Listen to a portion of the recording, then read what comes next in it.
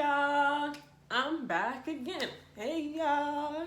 Alright, I'm back again. This time with some real content, some real tea. No, I'm just playing. I ain't got no tea. But okay, this video is gonna be a little bit longer than the introduction, obviously, because it was just the introduction. And this time I'm here to give y'all some actual information, some factual information.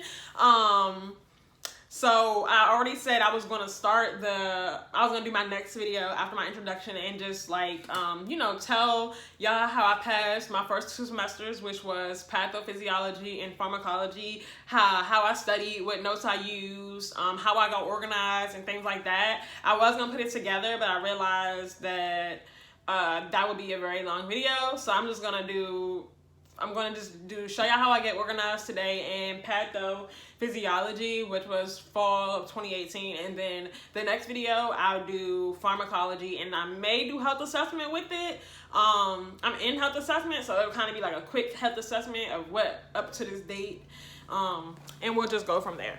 So as y'all know, I'm in the Neonatal Nurse Practitioner track, but in the beginning, no matter what track you're going, whether it be family, geriatric, women's health, psych, whatever, everybody has to take the same classes in the very beginning, which is advanced pathophysiology, advanced pharmacology, and advanced health assessment. And then you branch off. So I can't wait to branch off. Fall, again, will be my first semester of neonatal classes, and I'm excited for that. But for now, if you're just in nursing school, or in school, period, you just need some study tips or whatever, I got some little tips. I don't know if it's going to work for you. It worked for me. I got an A so far, still have 4.0. Praying that I just keep it, y'all. Pray for me.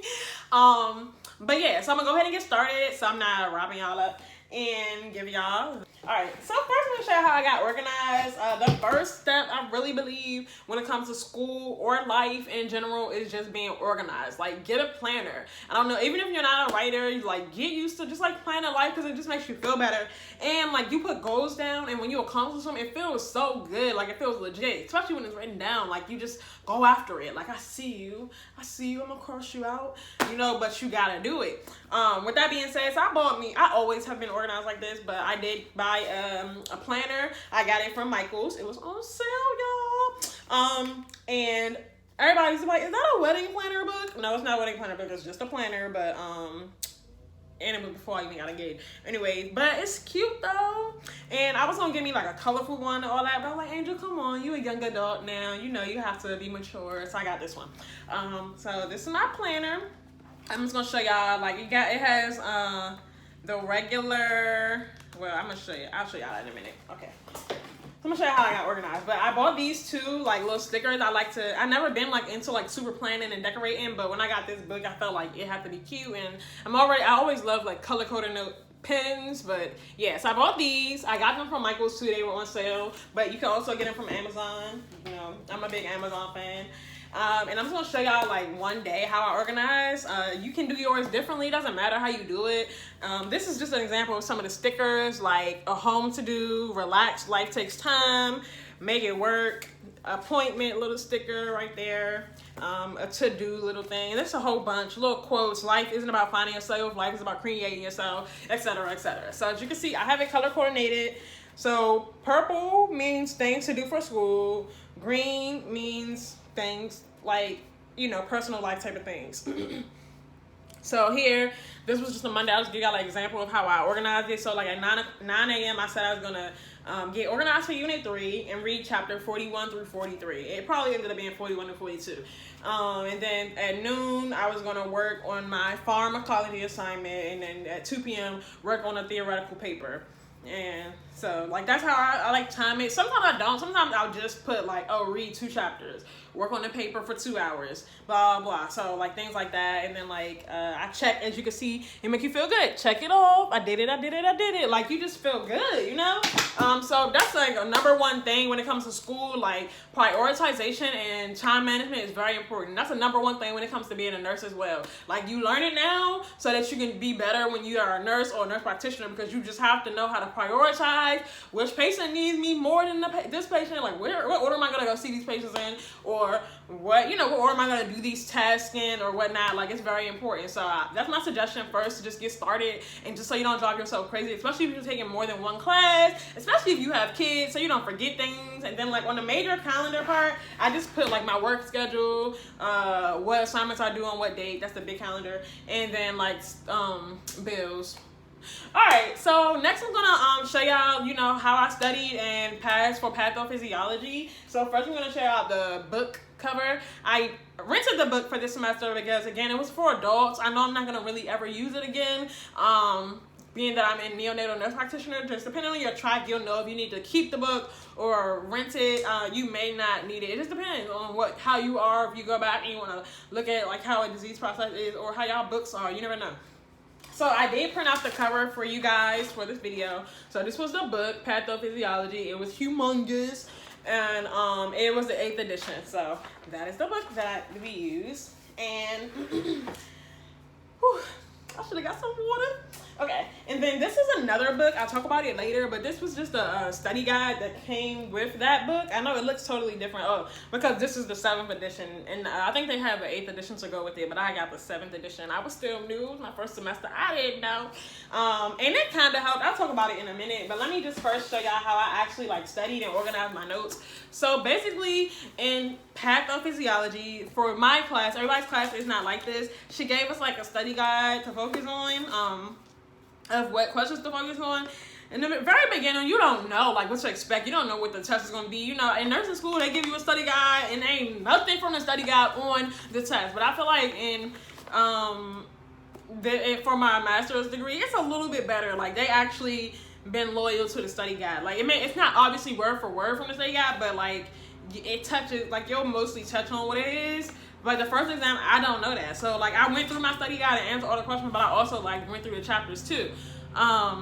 So before I talk about the study guide, I wanted to show y'all something else that they gave us, but I don't have it, so I'm gonna just talk about it. They gave us a how to study a textbook, a little guide, and I did read that, and it really helped, because obviously in nursing school you cannot read these big books word from word and just retain all that information. It's just not gonna happen. Like, these books are too, and not mainly, like, in a lot of, no matter what track or degree program you are on, you can't just read a big book and think that everything is just gonna stick unless you just got some type of photogenic memory and you remember every single thing. So I'm just going to summarize it. The tips basically were to obviously don't read it word from word. First, go through it and look at all the bolded titles so you can know, like, and make, like, a little outline as you prepare to study so you can know what to expect. And then it says to go through and look at all the graphs, pictures, books, like any figures that's on there, just look at those. And then it says to read the key points first, or the chapter summary of the chapter, which is what I did. I'll show y'all that in a minute. I printed them out and I, like, read those first, and what you don't understand on the key points, you go back through the chapter and read and take notes on those parts. But you don't want to read word from word because you're just not going to retain all that information. So that's what I did. I did exactly how that thing taught me, as well as went through the study guide. So it's all highlighted now, but it wasn't highlighted that way. Like, I would go through the after I actually went through the question and understood it, after I went through a question, I just highlighted it. After I studied the question and understood it, I put a check mark on the other side of it. So that was like later. They all didn't happen at the same time. And then I put the page numbers next to it where I found these answers, just in case I had to come back. And I have some asterisks next to some where I just had trouble finding the answer, or I had trouble understanding it, so I would go back and really, like, look at it in depth. Okay, so that's the study guide. And then I'm a writer. Like, I know a lot of people are up in the millennium's time where you guys like to type and everything like that, but your girl still haven't caught up on the times. So I write my answers to my study guide, and because it just helps me, like, as I'm writing, I'm retaining stuff and I'm remembering, like, oh, I wrote that, okay, or it makes sense, and it just really helps me. And then I, like, draw little pictures and graphs and stuff like that, like, oh, this happens first and then this happens and then this happens, like, that little type of stuff helps me.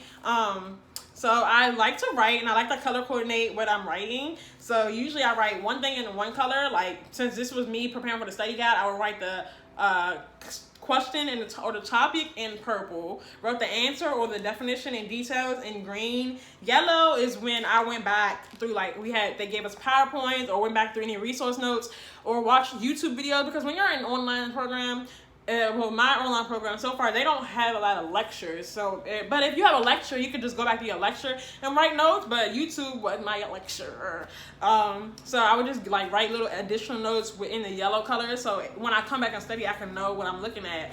And I just did, and then I just obviously went back and highlighted stuff that I kept seeing a lot, things like that. So that's how I organize my study guide. And even if you're just reading and writing notes, you can still like write the topic in the one color, write the notes that go under that topic, just like organize it however you feel necessary to organize it for you. My handwriting isn't the best, but I can read it, so that's what matters. And so that's how I studied for that one, and I have everything in a binder.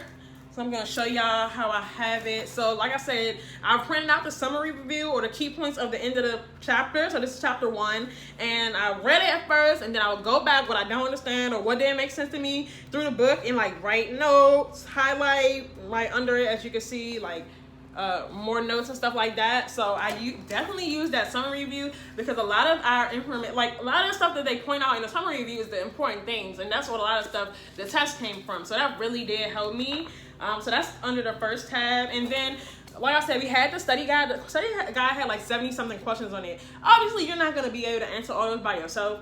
I mean, you can, but anyways, we worked together as a class. People picked different questions, and we like sent them to one Google document, and they were printed out. But like I said, I'm a writer, so and then plus you have to wait until everybody gets the answers, and you don't want to wait to study for everybody's answers. So I already started doing mine again here, but I cross-checked my personal answers with what was on here and added it to that paper right there. So that's just how I did that.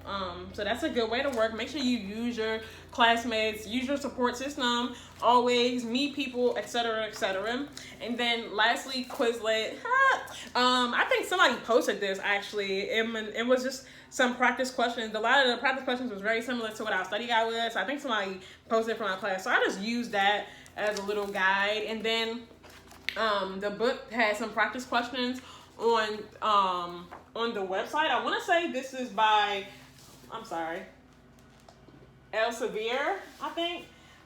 So they have on the website, you have practice questions for that. So I did those just to quiz myself and see how I was doing. And then I used this study guide for the first and like second exam. It helped a little bit, but not a lot, just because it didn't help necessarily with the test, but it helped with the knowledge part. Like, it helped you understand stuff, or it helped you test your knowledge and see like what you understood and everything like that. So that's pretty much how I got through this class. Definitely stay organized. Definitely plan out your days. Like, if you have we had an exam every other week, so like right after that exam, it was on to the next. And like I would read first and write little notes, but then I would go back and just study. So I try to make sure I've read within 1 week, so that whole next week I'm just studying the information, doing practice questions, highlighting and stuff like that. So that's how I passed pathophysiology with an A. It's not always easy. It's okay if you pass. It's okay. Like, if you don't pass the first exam or something, the first exam, you just never know. But, try to do what works for you. Look on YouTube for more tips. There's other people that have advice as well. I just got a binder, got papers and everything like that. Oh, and this paper is just dotted graph paper, but you can use any type of paper, a regular notebook, whatever you feel fit. Okay, so that is how I passed. Look out for the next video. It's going to be on pharmacology and a little bit of health assessment. But thank you for tuning in. I can't wait to share the next video with y'all. Make sure y'all like, subscribe, share, comment, and then make sure y'all follow me on Instagram, because that's where I give like little key tips and things like that. Like this week I gave tips about GBS and things like that. I just give like on neonates and stuff. So, and then I update y'all when a new video is coming out. So follow me. It is also signed Angel Janae. No spaces, no underscores, no nothing. Easy. Signed Angel Janae. Spelled Janee. I put it on the screen for you. All right. Thanks.